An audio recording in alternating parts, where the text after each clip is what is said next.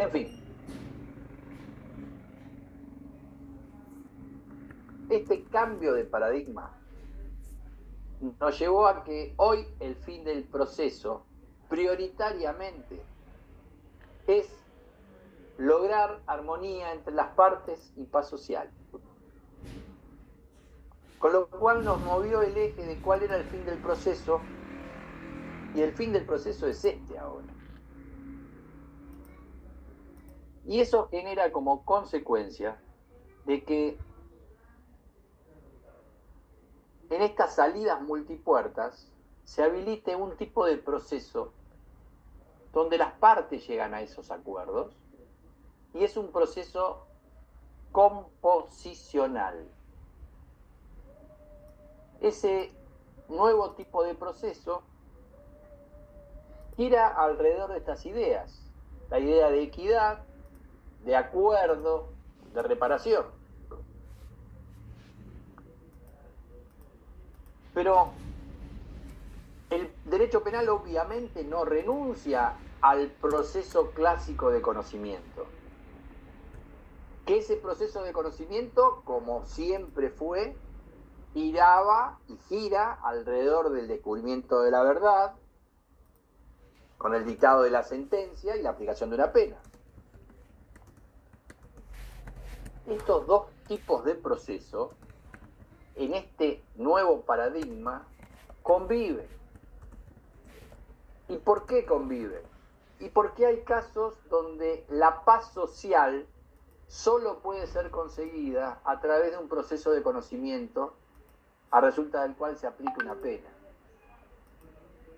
Pero si la paz social y la armonía entre las partes es susceptible de ser obtenida en un proceso composicional, en un universo grande de casos, debería ser la forma prioritaria de resolución de esos conflictos.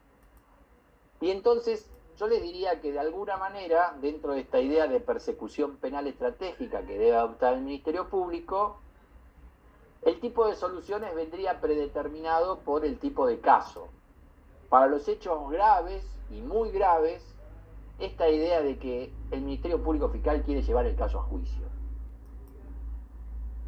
Y para los hechos que no son muy graves, bueno, preferentemente, si se puede, un proceso composicional que logre equidad, acuerdos y reparación, estaría bien. Lo concreto es que estos dos procesos, o estos dos tipos de proceso penal, conviven dentro de este paradigma de gestión de la conflictividad. Y cada uno de ellos tiene reglas diferentes. El proceso de conocimiento es un proceso adversarial donde hay dos posturas enfrentadas, dos teorías del caso en pugna. Y el proceso composicional son dos teorías del caso que coinciden, que acuerdan, y que después, dentro de nuestra lógica, con algo que recién les anticipé, que es que tenemos oportunidad reglada o oportunidad legal, como la ley dice en qué casos estos procesos composicionales pueden permitir estos acuerdos. Después, de la mano, vamos las dos contrapartes que dejaron de estar en conflicto y van de la mano ante un juez a explicarle que llegamos a este acuerdo y que es un acuerdo legal que reúne los requisitos para que el juez lo homologue. Y entonces es un tipo de audiencia muy diferente al del proceso de conocimiento, que es contradictoria. Acá no hay contradicción. Acá hay acuerdo y lo que hay es la vocación de las dos partes puestas de acuerdo en convencer al juez que la solución que arribaron es una solución legal que pacifica.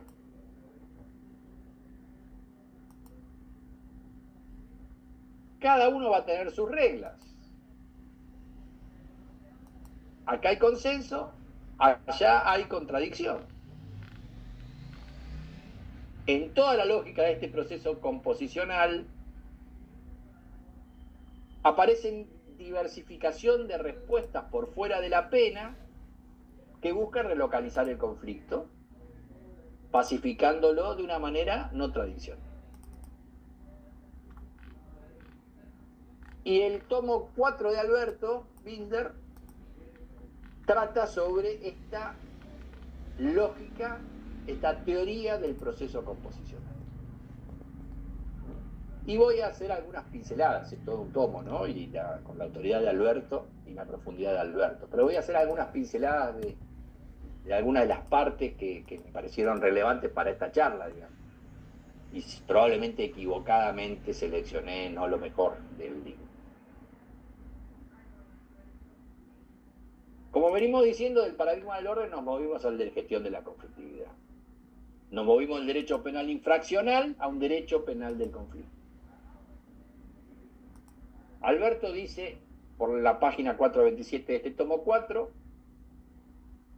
lo siguiente, dice, es muy distinto sostener el principio de que todo caso debe tener alguna respuesta, que es la regla básica de la eficacia. Obviamente, dar respuesta está bien, eso es ser eficaz, pero es muy distinto decir que todo caso tiene que tener una respuesta a decir que todo tiene que tener una pena de prisión, que era nuestra lógica de paradigma del orden,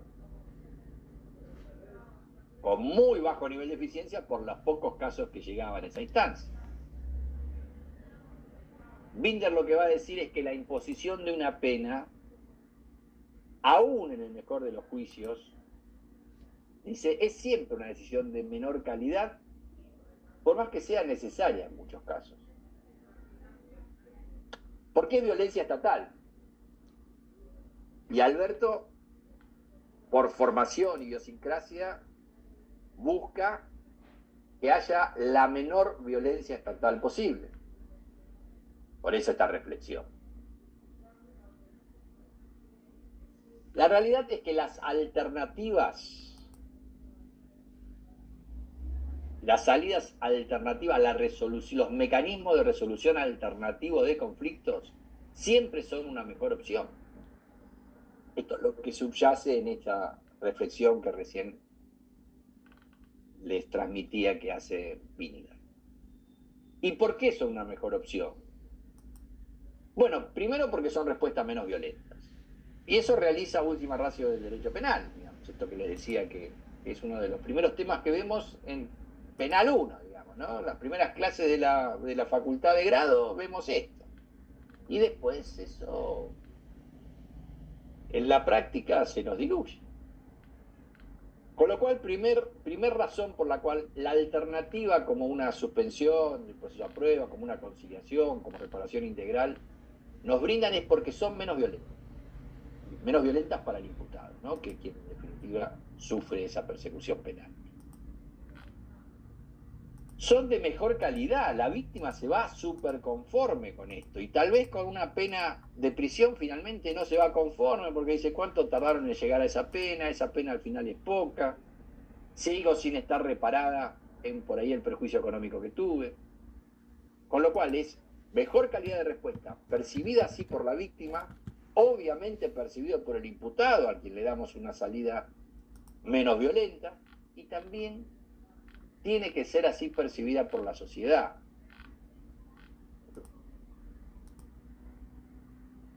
Y lo que permite este nuevo paradigma de gestión de la conflictividad, a través del principio de oportunidad, este principio que permite no perseguir o suspender la persecución pese a que estamos frente a un delito de acción pública, es que nos permite que lleguemos a este tipo de respuesta mucho más rápido. Desde la década del 70 aparecen los profesores alemanes alternativistas con penas alternativas, donde a vos te condenan, por ejemplo, a trabajo comunitario, pero te condenan después de un proceso, más simplificado tal vez, pero hay un proceso y se llega a una sentencia. El principio de oportunidad te permite llegar a ese mismo tipo de solución, pero sin transitar todo el proceso. Muy rápido. Hoy, por ejemplo, fue el hecho cometido, mañana hay una audiencia de control de detención, y en esa misma audiencia, por ser multipuerta, ya arregla una conciliación. Lo que hoy pasó.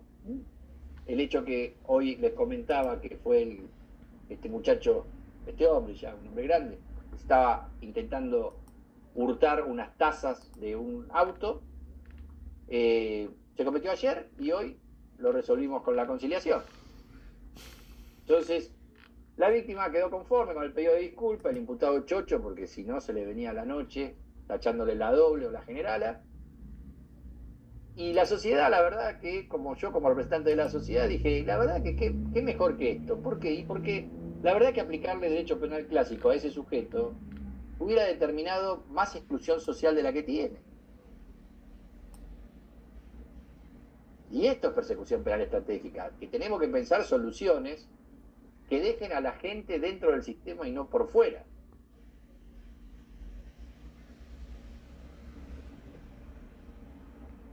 Anthony Duff habla de esta teoría de la comunicación del castigo penal. Y lo que dice es que esta teoría que él sostiene busca que el proceso penal, sea bidireccional, sea un proceso de comunicación entre la comunidad y el delincuente, o sea, la persona en conflicto con la ley penal.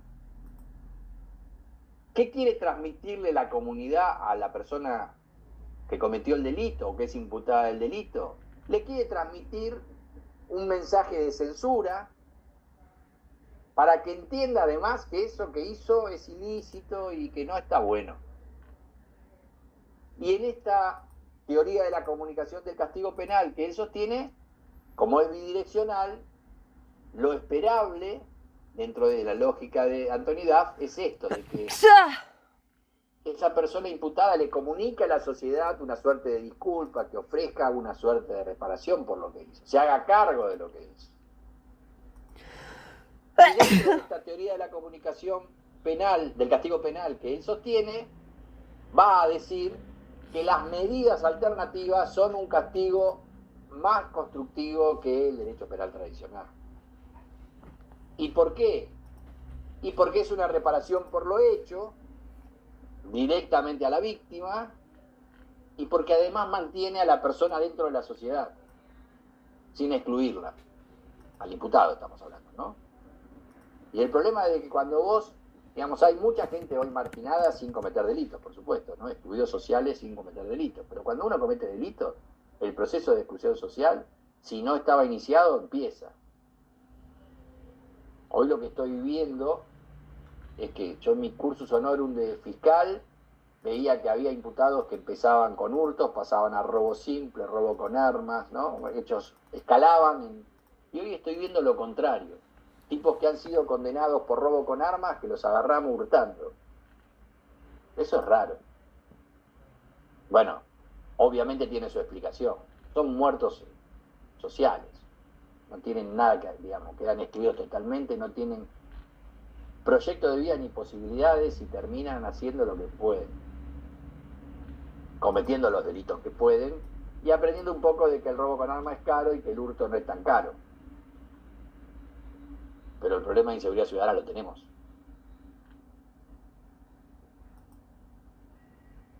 Con lo cual las alternativas parecen muy razonables. Jan Mayer, en el 1995, esto parece que fue hace siglo pasado, claramente, hablaba de, cuando vinieron varios profesores alternativistas de Alemania, hay un libro que había editado Del Puerto que compila varios artículos, y aparece la idea de reparación como tercera vía. Fíjense que en el 94 se sanciona la ley de probation, ¿no? Que habla por primera vez de reparación entre particulares, ¿no? Antes, como les dije, sí ya estaba la extinción de la acción penal en los delitos de evasión tributaria, el Estado víctima, ¿no? Pero para los particulares, los ciudadanos de a pie, no había reparación. Y estos profesores alternativistas traen la idea de la reparación como tercera vía. Pena de prisión, medida de seguridad para el imputable peligroso y reparación para un segmento de casos como tercera vía. Ahí escribe Mayer un trabajo en ese libro que edita Editorial del Puerto junto a estas ponencias de los profesores alemanes, y él hablaba en estos términos. Decía, las soluciones conciliatorias pueden ser terapéuticas, pueden ser educativas. Y ahí ya habría un menú. Terapéuticas o educativas. Bueno, ya por entonces teníamos la ley de drogas, que para la tenencia para consumo habilitaba una respuesta terapéutica, donde el imputado hacía un tratamiento, o una educativa, donde hacía un curso de manejo para el consumidor no habitual, digamos, ¿no? Para el consumidor social, el no adicto, digamos. El adicto era un tratamiento de rehabilitación y al otro un tratamiento educativo. Después nunca había lugares donde hacerlo, ¿no? Desde siempre. Porque después nos pasa esto. O sea, somos muy creativos con las normas, pero después no tenemos, digamos, la logística para que las cosas se cumplan. Pero ya nos hablaba de esto y decía que son obtenidas por expresión de voluntad del propio autor, o sea, el imputado, o por consenso entre víctima y victimario. Bueno, hoy con el diario de hoy tendríamos que hacer algunas correcciones a esto, porque aquello que es por expresa voluntad del propio autor no es conciliatorio. Sí, cuando hay consenso entre víctima e imputado. Pero él decía esto con esos defectos justificables por los tiempos en los que lo escribe, pero como un pionero, decía, hay que englobar las demás soluciones sustitutivas de la pena, esta idea de no penas alternativas, sino respuestas diversificadas distintas a la pena, incluyendo la prestación directa a la víctima, el trabajo o prestación de bien común a favor de la comunidad o de una institución de bien público. Trabajo comunitario. O sea, ya en este resumen aparecían un montón de tipos de respuestas alternativas, no como penas, sino como formas de diversión, como forma de diversificación. Volviendo a Binder y el tomo 4 de su teoría del proceso composicional, Binder nos dice lo siguiente, dice: el proceso de conciliación lo que busca es llegar a un acuerdo. ¿Qué es este acuerdo? ¿Y sobre qué debe versar este acuerdo? Sobre esto. Lo único que hay que acordar son las medidas de reparación. Hoy en mi conciliación, el acuerdo fue: si me pide disculpas, quedo conforme. El imputado pidió disculpas, se acabó. No era necesario que el imputado reconociera el hecho, por ejemplo. Obvio, si también hay acuerdo sobre los hechos, como en este caso pasó, el imputado, sin ser uno de los temas acordados en la reparación, cuando se le da la palabra a la audiencia, dice: sí, le pido disculpas, yo cometí ese hecho, fue una estupidez, no debía haberlo hecho. Bueno, no era necesario que lo dijera, porque con pedir disculpas estaba cumplido el acuerdo. Es lo único sobre lo cual es necesario verificar que se cumplió lo que acordaron como reparación. Pero claro que si pasa esto que pasó, y es mucho mejor, porque la víctima dice, bueno, no solo me pidió disculpas, sino que reconoció que lo hizo y explicó que lo hizo porque, bueno, necesitaba la plata, en fin. Puede entender mejor por qué lo hizo. Justificarlo no, pero no era necesario eso. Lo único que tiene que haber sido acordado es con qué me conformo yo como forma de reparación. Y eso es todo. Ahora, Binder nos pregunta, ¿bajo qué tipo de relaciones se tiene que obtener el consentimiento para ese acuerdo? Y estoy hablando del consentimiento que presta la víctima y también, obviamente, la persona imputada. Pero también hay que mirar el consentimiento que presta la víctima, porque la víctima puede estar siendo extorsionada, coaccionada, aventajada, porque por ahí le hacen hacer un acuerdo que al final podía haber obtenido un mucho mejor acuerdo y no lo logra. Y va a haber va a tratar Alberto Binder de analizar cuáles son las formas posibles de consentir. Y en primer lugar va a decir que hay 3 tipos de relaciones a través de las cuales se llega al consentimiento. La primera fórmula, dice, es la de armonía. Y va a decir, la verdad es que es muy difícil que arranquemos por acá, no vamos a arrancar por acá. Hay una víctima y un imputado, donde es raro que la víctima venga diciendo, yo lo perdono, no necesito saber nada, yo ya lo perdoné. La lógica es que, por regla general, no se ingresa en términos de armonía, pero sí se puede llegar al final de este proceso, gestionando esta conflictividad, ¿no?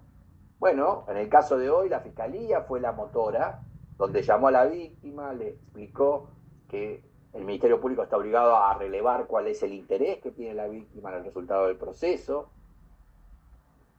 que hay una serie de medidas alternativas que la ley prevé y que tal vez alguna de esas salidas sea una buena salida para el caso. Y finalmente, bueno, en este caso puntual, 65 más 9. Fue la Fiscalía la que gestiona esto con éxito, en el sentido de que la víctima, nos topamos con una víctima súper comprensible, que le pareció muy bien, y la Fiscalía fue la que le transmitió esto a la defensa. Salimos con armonía, pero no habíamos ingresado con armonía. Ayer, el tipo al que le habían afanado las tazas del auto, aunque las recuperó, tuvo que ir a declarar a la comisaría, digamos, estaba muy contento. Esta es la segunda y es la más importante. Una relación de tolerancia. Nadie llega a un acuerdo desde el capricho y desde la intolerancia, dice Binder. Si yo le digo a la víctima esta, le digo, está la posibilidad de conciliación, de ninguna manera tiene que ir preso este tipo. Y la verdad es que me va cerrando las puertas. Necesitamos toparnos con una víctima que sea tolerante, que no sea caprichosa, que escuche y se dé la oportunidad de ver si lo que se le está proponiendo como una posible salida es una buena salida. Binder va a decir, el proceso composicional es una escuela de tolerancia. Todos tenemos que ceder en este proceso composicional. Si lo único que queremos es ganar todo lo que queremos, y es muy difícil. Binder va a decir, solo puede ser tolerante quien tiene la posibilidad de no ser tolerante.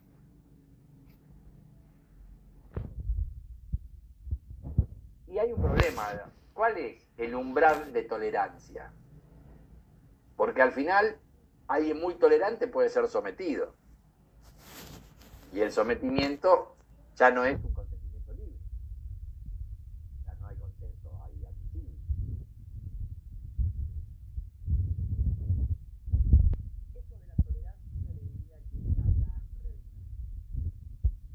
Tenemos que, para llegar a estos procesos composicionales, tenemos que partir de gente que esté dispuesta a tolerar y a ceder a negociar.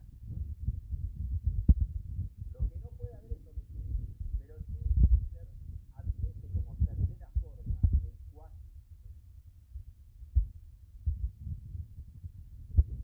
Muy consciente Alberto, es peligroso, pero también muy consciente que si nos quedamos solo con tolerancia y armonía, estamos cerrando el grifo a un montón de casos. Digamos, estamos dejando fuera de la posibilidad de utilizar procedimientos consensuales en un montón de casos. Es problemático el cuasi sometimiento, pero él lo admite. Lo que sí es inadmisible es el sometimiento.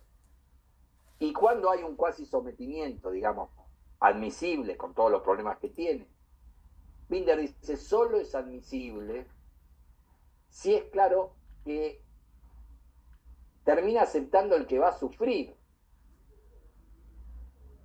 El que cede es el que sufre, el que lo padece, digamos. No es cosa que el que ceda sea porque al defensor le parece fantástico, porque es bueno para la solución del caso, para el defensor. Porque el que sufre no es el defensor, es la víctima, o es el imputado. El defensor de la víctima, estoy diciendo, ¿no? Si es querellante o tiene un representante. Lo mismo para el defensor del imputado. Sí, acordemos esto y repará por 100.000 pesos. Y decís, bueno, pará, no sé si yo estoy en condiciones de...